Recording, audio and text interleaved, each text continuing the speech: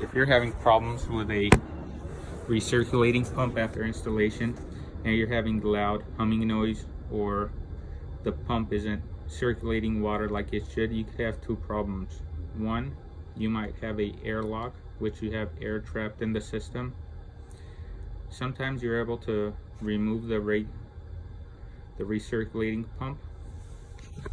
So sometimes what Grundfos recommends is close the isolation valves here and here, remove the unit, open the isolation valves, and let the air come out of the system.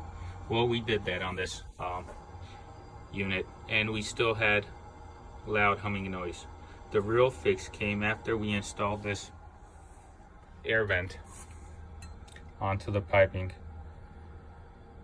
So this is a air vent for the water supply line, and what you want to do is create a T off the recirculating line and then install that air vent at the end of the line.